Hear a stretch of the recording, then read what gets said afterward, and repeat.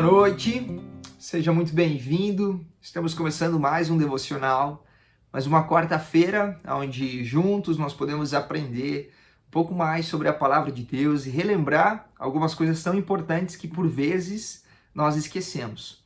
Hoje, o nosso estudo, o nosso devocional, nós vamos ver sobre as aparições da ressurreição. Nós vimos ao longo das semanas que Jesus ele sofreu, Jesus morreu, Jesus ressuscitou.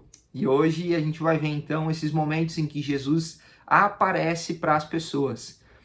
Alguns estudiosos, algumas pessoas afirmam que aquelas pessoas que viram Jesus ressuscitado, na verdade não enxergaram de fato, foi uma alucinação. Eles não estavam muito bem, estavam com muita saudade, estavam ali com o coração deles aflito, então eles alucinaram. Mas a realidade é que diversas pessoas viram Jesus depois de ter ressuscitado. Então, essas diversas pessoas que têm personalidades diferentes, têm jeitos diferentes de ser, em momentos diferentes, em lugares diferentes, teriam que ter a mesma alucinação, ver a mesma coisa. Com certeza isso é uma forma de forçar uma ideia, não tem nada a ver. E hoje, então, nós vamos ver sobre 6 aparições. Então, 6 momentos em que Jesus aparece para pessoas diferentes. E essas aparições estão todas registradas nos evangelhos. E uma coisa muito importante aqui para a gente destacar é que a variedade dessas aparições, elas confirmam a veracidade, ou seja, confirmam o fato verídico de que realmente Jesus ressuscitou e que realmente essas pessoas viram, porque foram formas bem diferentes uma das outras. E aí uma das coisas que John Stott nos traz, um fato muito interessante, é que os discípulos, ou seja, as pessoas que tiveram a oportunidade de ver o Mestre ressuscitado, eram pessoas totalmente transformadas, pessoas muito diferentes de quando Jesus as chamou, de quando Jesus as encontrou pela primeira vez, para as pessoas que são agora.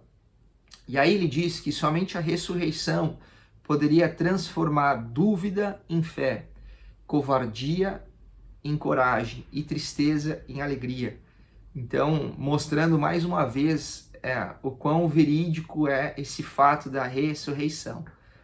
E nós começamos então com a primeira aparição, uma mulher muito importante, muito conhecida nos relatos bíblicos, Maria Madalena. João capítulo 20, o verso 15, diz o seguinte: disse ele, Jesus, mulher, por que está chorando? E aí no verso 17 do mesmo capítulo, diz o seguinte: Jesus disse, não me segure. Vamos lá, quem que foi Maria Madalena? Se você pudesse responder e eu pudesse te ouvir agora, quem foi Maria Madalena? Talvez você vai lembrar de algumas coisas importantes, mas é interessante que os evangelhos não falam muito sobre quem foi Maria Madalena. Nós sabemos alguns fatos, como por exemplo, que ela foi fiel até o fim, estando ao lado de Jesus na cruz, enquanto os homens que deveriam, geralmente os homens se acham mais corajosos, eles que foram embora, eles que colocaram o pé na estrada, e ela, como uma mulher, estava ali do lado de Jesus até o fim, foi uma mulher fiel. E também nós sabemos que foi ela a primeira pessoa a saber sobre a ressurreição de Cristo. Que privilégio isso, ser a primeira pessoa a saber que o seu mestre ressuscitou. Deus ali, ele demonstra, ele dá esse privilégio para Maria Madalena por conta dessa fidelidade dessa mulher, de ter ficado ao lado de Jesus até o fim, de não ter ido embora, apesar do medo, apesar da tristeza, ela ficou ali com Jesus, firme e forte. E aí John Stott ele traz uma pergunta, mostrando essa realidade, mas trazendo para o nosso contexto. Não seria isso uma afirmação da feminilidade num tempo em que as mulheres não eram consideradas testemunhas confiáveis? Hoje a gente tem ouvido tanto falar sobre esse termo, da feminilidade. A mulher precisa ser respeitada, a mulher precisa ser cuidada. E aí muitos estudiosos, muitas pessoas afirmam que a Bíblia ela é machista, que a Bíblia ela desrespeita a mulher, que ela rebaixa a mulher. Mas olha só, a primeira pessoa que ficou sabendo sobre Jesus ressuscitado, né? Viu Jesus ressuscitado, foi uma mulher, e não só isso. Deus entregou nas mãos de Maria Madalena essa oportunidade de proclamar para as pessoas de que Jesus havia ressuscitado. Então, a Bíblia não rebaixa a mulher, pelo contrário, né? A Bíblia mostra aí quanto que a mulher é valorosa, quanto de valor a mulher tem. E é interessante que João, o evangelista, ele pinta dois pequenos quadros bem dramáticos, mostrando aqui a realidade em que Maria estava exposta. Primeiro, Maria está chorando porque ela pensou que perdeu o único homem que de verdade tratou ela com dignidade, com amor e com respeito, né? Onde, num contexto onde mulher realmente era desvalorizada, Jesus vem e demonstra que a mulher tem valor, demonstra que a mulher precisa ter um tratamento especial, ela precisa ser cuidada, ela precisa se sentir amada. E aí Maria está ali aos prantos chorando, porque o único homem que demonstrou esse cuidado para a vida dela, o único homem que de fato cuidou dela como ela nunca havia sentido, ele está morto. E agora? Mas a realidade é que Jesus estava ali do lado dela. Ela que não tinha reconhecido o Jesus ressuscitado. E o segundo quadro que João pinta aqui, no verso 17, Maria, quando ela reconhece Jesus, então, ela vai e segura ele naquele sentido assim, ó, não vou mais te soltar, nunca mais. Agora que você ressuscitou, eu quero ter você aqui bem perto, para você continuar me ensinando, para você continuar sendo meu mestre, continuar sendo esse homem que sempre demonstrou esse cuidado, esse amor diferenciado com a minha vida. E aí Jesus traz uma palavra um tanto quanto dura para ela, dizendo, não me segure, pois ainda não voltei para o Pai, ou seja, ainda não cumpri a missão de forma total. Muitos perguntam por que Jesus ele permitiu que os apóstolos tocassem em Jesus e proibiu Maria de segurar ele, né? Qual que foi o crivo aqui? Qual que foi a questão? Por que um podia e outro não poderia? A questão é que tocar em alguém e segurar uma pessoa são ações totalmente diferentes. Então, os discípulos, eles queriam tocar em Jesus para ter certeza de que ele não era um fantasma, né? De que ele estava ali de verdade perto deles, com eles.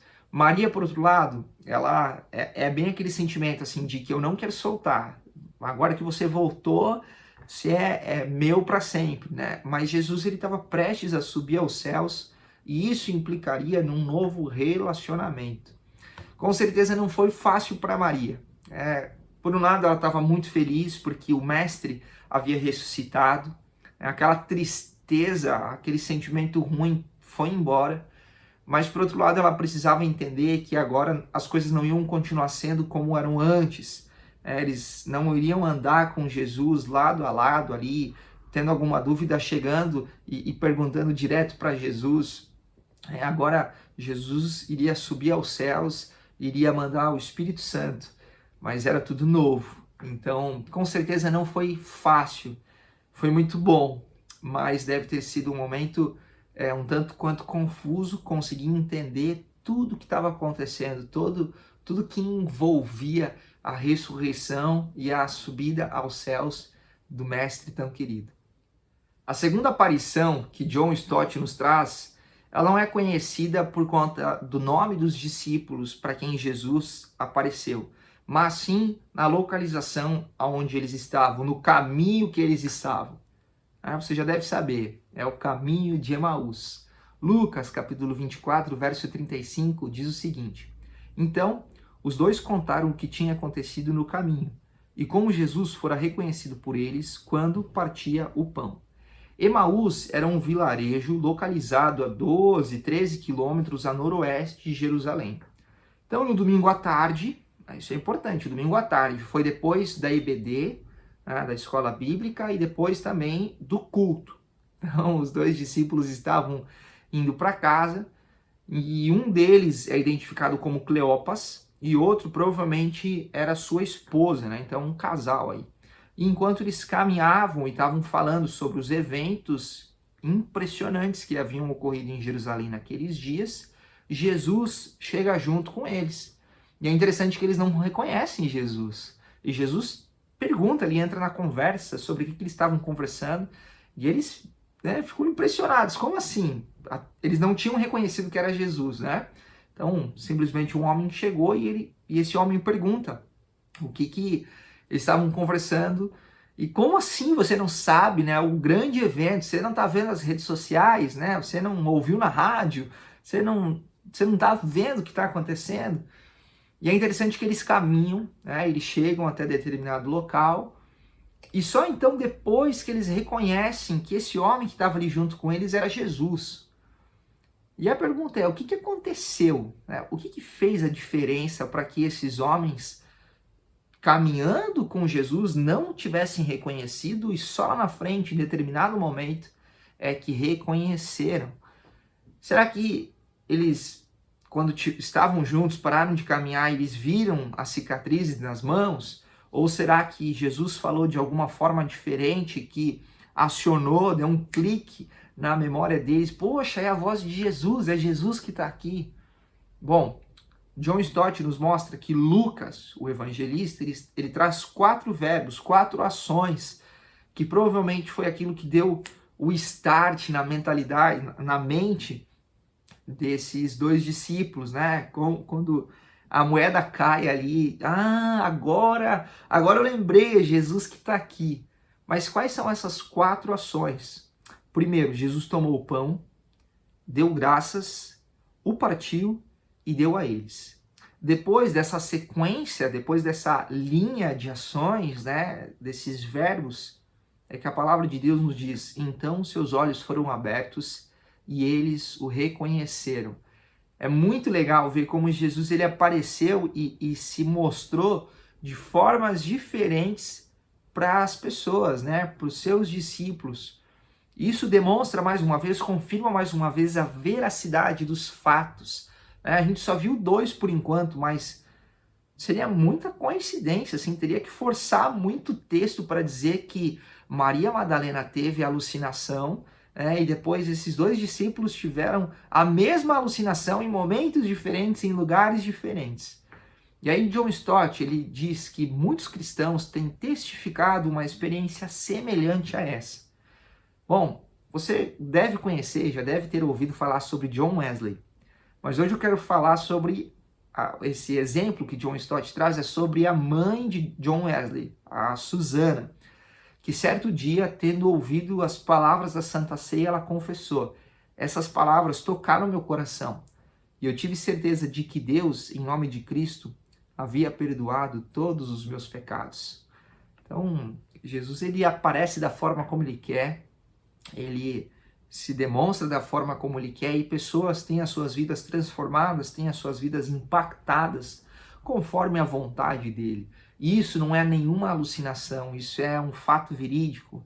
Jesus opera na vida das pessoas, e ele operou também quando estava aparecendo elas depois de terem ressuscitado. É muito bonito isso. E nós devemos dar glórias a Deus por termos esses relatos e podermos nos aprofundar no nosso relacionamento com Deus, né?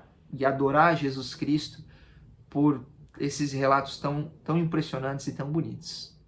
A terceira aparição de Jesus é no cenáculo, né? Outra vez, é um local, né? Não é tanto quem estava ali, por mais que nós sabemos quem que estava, mas a grande palavra-chave aqui é o cenáculo.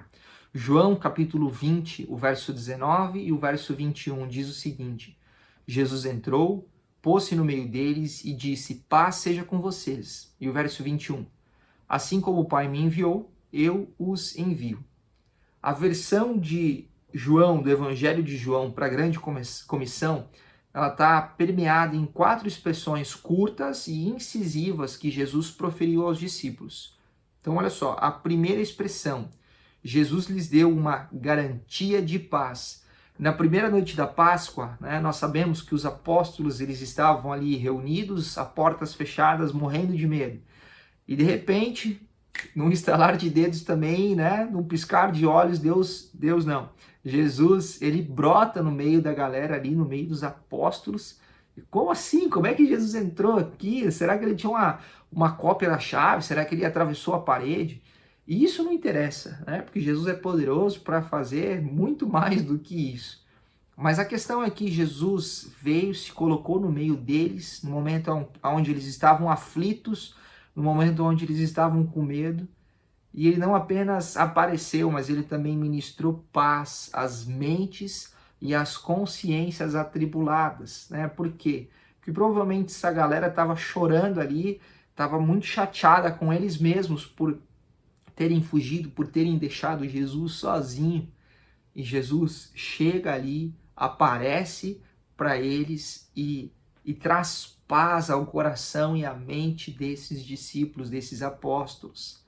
A segunda expressão, Jesus lhes deu um modelo de missões. O verso 21 diz: assim como o Pai me enviou, eu os envio. A missão de Jesus envolveu a encarnação, descrita como o exemplo mais espetacular de identificação transcultural da história da humanidade. Toda missão que é autêntica é uma missão encarnacional. Por quê? Porque implica necessariamente entrar no mundo das pessoas. E Jesus fez isso de uma forma perfeita, né? Ele deixou a sua glória para se transformar num homem e ele andou ali com as pessoas, ele realmente entrou no mundo das pessoas, dos seres humanos. A terceira expressão, Jesus lhes deu uma promessa do Espírito. Então ele soprou sobre os apóstolos ali e disse: recebam o Espírito Santo, verso 22. Seria impossível os discípulos saírem dali onde estavam e proclamar o evangelho com eficiência, com eficácia, por conta própria, né? Eles até poderiam começar, mas isso não teria um resultado como teve se o Espírito Santo não estivesse ali capacitando eles. Então, missão sem o Espírito Santo é impossível. É ele quem nos equipa e capacita para o evangelismo. E a quarta e última expressão que João traz é que Jesus lhes deu o evangelho da salvação. E aí aqui é algo bom para nós, é importante, mas que ao longo da história tem perdido a sua essência. E você já vai entender por quê. O verso 23 diz o seguinte: se perdoarem os pecados de alguém, estarão perdoados. Se não os perdoarem, não estarão perdoados. Então nós temos visto que ao longo da história a Igreja Católica ela tem baseado essa afirmação, né, de que os sacerdotes eles têm o poder, eles têm a autoridade para ouvir, né, as pessoas então devem chegar e se confessar a eles, e eles têm esse poder, essa autoridade da absolvição, de perdoar os pecados das pessoas, mas não é isso que o texto está falando, né? E pelo contrário aqui, os apóstolos, eles pregaram o evangelho da salvação com autoridade. E eles traziam a questão aqui de que a pessoa ela teria perdão se ela cresce, se ela confessasse Cristo Jesus como Senhor e Salvador da sua vida. E ele é quem perdoaria os seus pecados. E também diziam que se caso a pessoa rejeitasse essa palavra, que se quisesse viver da sua vida, que é uma opção, né, viver a sua vida da forma como quiser, o que eles receberiam seriam o juízo e não o perdão e salvação. Então, ao mesmo tempo que nós vemos essas expressões e nos alegramos com isso, nós também devemos, de certa forma, nos entristecer por ver como as pessoas têm alterado a palavra de Deus e têm olhado apenas para aquilo que é bom para elas e como elas podem obter poder com isso, como elas podem realmente viver a vida da forma como querem, usando a palavra de Deus como uma desculpa. Algo que nós precisamos cuidar para não cair nesse erro também. A próxima aparição, agora finalmente não é mais de um lugar, mas é de uma pessoa. E era uma pessoa que não estava junto, né, com os apóstolos. Quem que é? Tomé. Tomé o incrédulo. João capítulo 20, verso 29 diz: felizes os que não viram e creram. John Stott ele aplica 3 termos aqui para Tomé. Ele começa dizendo que Tomé era o ausente. Então, no dia da Páscoa, ao fim da tarde, por algum motivo que ninguém sabe, né, por alguma razão, Tomé ele estava ausente e por isso ele perdeu a bênção de ver o Senhor ressuscitado. E aí John Stott ele traz uma frase para me incomodar e para te incomodar também. É algo que todos nós estamos aí propensos a fazer, né? Enfim, ele diz que ser um frequentador irregular da igreja é um risco calculado. Ou seja, se você está deixando de vir na igreja por motivos tolos, por motivos torpes, né? Por qualquer coisa que não seja relevante, pense bem, porque talvez você esteja perdendo a bênção, né? Brincadeiras à parte, mas é uma verdade. Então, ser frequentador irregular da igreja é um risco calculado. É claro, hoje nós podemos assistir os cultos de forma online, que é uma bênção. Mas se você consegue estar na igreja, esteja, participe, porque com certeza você vai ser muito abençoado de estar ali com os irmãos. Bom, mas o segundo termo aqui que John Stott nos traz é que Tomé era o cético. Quando os outros discípulos disseram que tinham visto o Senhor, Tomé deveria ter acreditado, porque não era uma pessoa qualquer que chegou para falar para ele, não era um estranho. Eram as pessoas que estavam ali com ele, que ele sabia que eram testemunhas honestas e sóbrias. Então, eles não iam chegar e falar algo desse tipo para Tomé se fosse uma mentira, não iam fazer uma brincadeira de mau gosto com ele. Então, Tomé deveria ter acreditado nas palavras dos seus amigos, dos apóstolos que estavam ali andando sempre com ele. E por último, graças a Deus, né, Tomé, o crente. Tomé não apenas creu, como também adorou a Jesus, né? Quando ele pode tocar ali em Jesus e ver que de fato era Jesus, ele creu e também o adorou. E é interessante que John Stott ele traz aqui algo além daquilo que nós conhecemos. Pelo menos para mim foi uma novidade, que a tradição acrescenta, ou seja, a história afirma que mais tarde Tomé ele foi para a Pérsia e depois ele foi para a Índia como missionário. E os cristãos indianos afirmam que ele plantou a igreja em Kerala e ele foi martirizado em Madras, ou seja, depois que ele teve essa experiência de ver Jesus e de poder tocar em Jesus, ele entendeu a missão dele. Ele entendeu que ele precisava sair e pregar. O evangelho ele deveria sair e realmente levar a sério tudo isso que ele aprendeu ao lado de Cristo. Bom, depois nós vemos a aparição para Pedro, né? Essa segunda chance que Jesus dá a Pedro. João capítulo 21, verso 17. Pedro ficou magoado por ter lhe perguntado pela terceira vez, né? Jesus perguntando, você me ama? E lhe disse, Senhor, tu sabes todas as coisas e sabes que te amo. Disse-lhe Jesus, cuide das minhas ovelhas.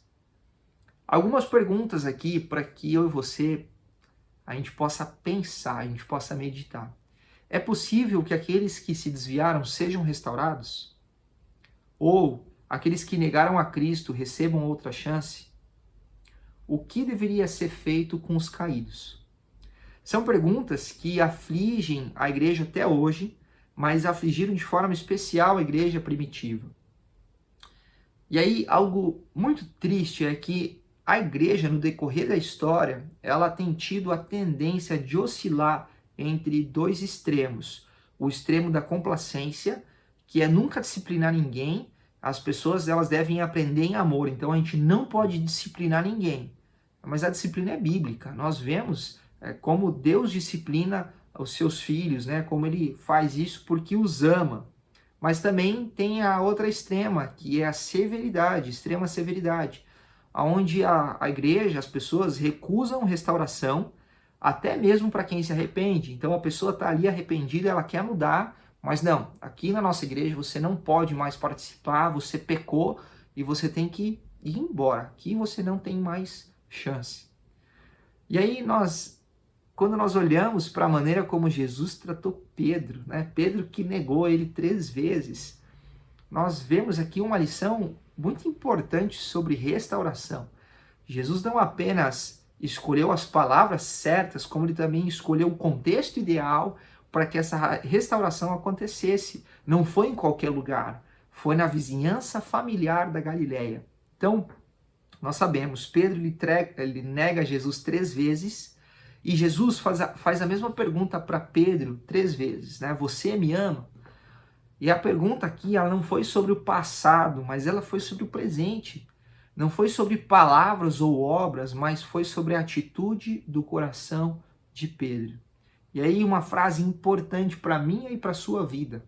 O amor a Cristo pressupõe prioridades, pois são pecadores perdoados os que mais amam. Na verdade, aqui não é prioridades, né? Porque prioridade não existe no plural, né? Se você tem mais que uma prioridade, você não tem prioridade.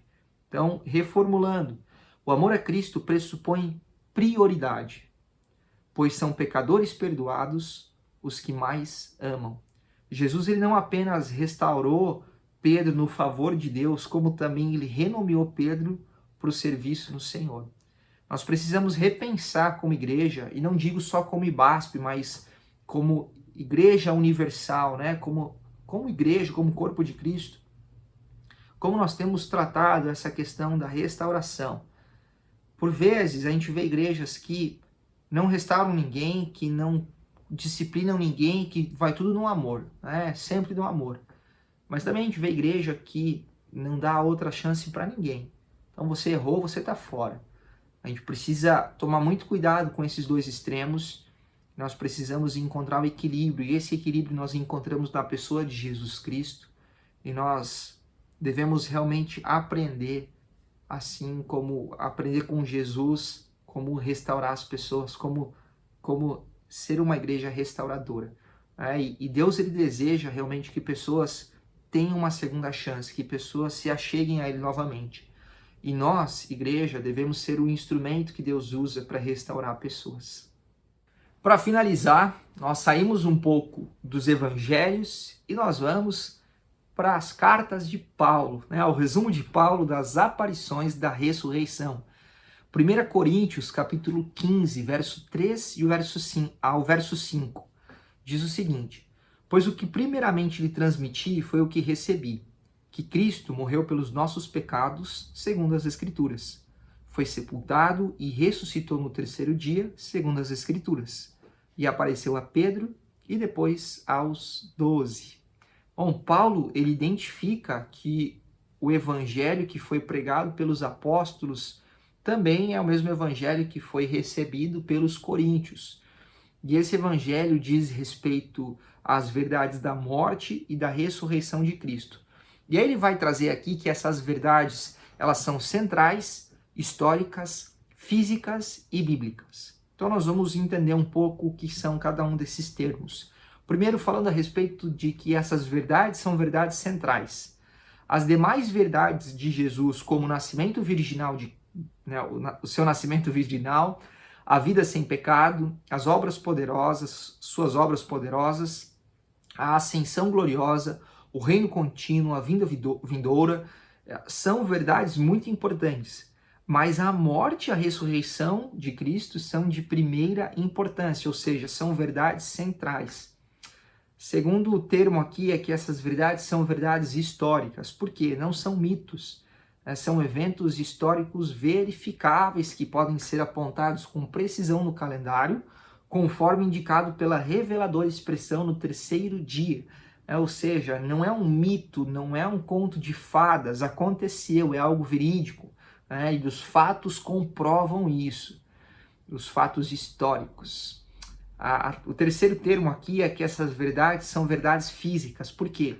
Cristo morreu e como prova da realidade física de sua morte, ele foi sepultado. Então, pessoas levaram ele até o túmulo ali, ele foi sepultado, as pessoas viram o pessoal carregando Jesus até o túmulo. E não só isso, ele ressuscitou e como prova da realidade física da sua ressurreição, ele foi visto. Então, como já afirmei aqui, não foi uma alucinação, não foram diversas alucinações. Diversas pessoas em diferentes momentos viram Jesus ressuscitado. Então, é uma verdade física. E para finalizar, essas verdades são verdades bíblicas, porque ambas ocorreram conforme as Escrituras, né? Então, foram testemunhadas pelos profetas no Antigo Testamento e pelos apóstolos no Novo Testamento. A morte e a ressurreição de Cristo, elas constituem um evangelho. E aí é algo muito importante. Se esse fundamento for perdido, toda a superestrutura entrará em colapso. Graças a Deus que é verídico. Graças a Deus que nós não acreditamos em conto de fadas ou um mito, ou porque pessoas estiveram alucinadas, porque ninguém alucinou aqui. É algo real, é algo verdadeiro. E hoje, no nosso momento de oração, ultimamente eu estou trazendo alguns desafios. E o desafio de hoje é nós agradecermos a Deus por Ele ter nos dado a sua palavra e por ser algo verdadeiro, por ser algo que não contém dúvidas, por ser algo que, apesar, por exemplo, dos evangelhos que contam visões diferentes, eles não se contradizem, mas eles se complementam. E isso é uma coisa espetacular. É muito legal ver pessoas que nunca acreditavam em Cristo e de repente começam a ler a Bíblia e são transformadas, são impactadas. Então o desafio de hoje é para que eu e você possamos agradecer a Cristo, agradecer a Deus por termos a possibilidade de termos a Bíblia, a palavra de Deus em nossas mãos, e que é algo real, é algo verídico. Amém? Quero orar com você ainda. Baixe sua cabeça, feche seus olhos. Vamos elevar a nossa voz a Deus. Senhor, obrigado, Pai, por mais um devocional. Obrigado por esse material tão bom que John Stott nos fornece. E te agradecemos, Pai, porque a sua palavra é real, porque não é algo inventado, não é um mito, não é uma alucinação, não é um conto de fadas, mas é real, tão real que transformou as nossas vidas e tem transformado a vida de tantas pessoas por todo o mundo. Te louvamos por isso, Pai. Obrigado pela vida dos irmãos que têm acompanhado esses devocionais, que o Senhor possa estar transformando o coração deles dia após dia, possa estar nos moldando para que possamos ser mais parecidos com Cristo Jesus todos os dias da nossa vida. Continue conosco, agora no momento em que teremos o nosso tempo de oração e também durante a semana, todos os dias aí junto com o Senhor. No teu nome que nós oramos, amém. Fique ligado aí nas nossas programações, não perca por nada. Lembre da frase de John Stott: seja um frequentador, né? Não seja alguém irregular, mas que você possa estar fiel aí, participando dos cultos, levando a sério. Com certeza Deus tem muita coisa boa aí para a tua vida. Um grande abraço e nos encontramos agora na nossa sala de oração pelo Zoom. Até mais, até semana que vem.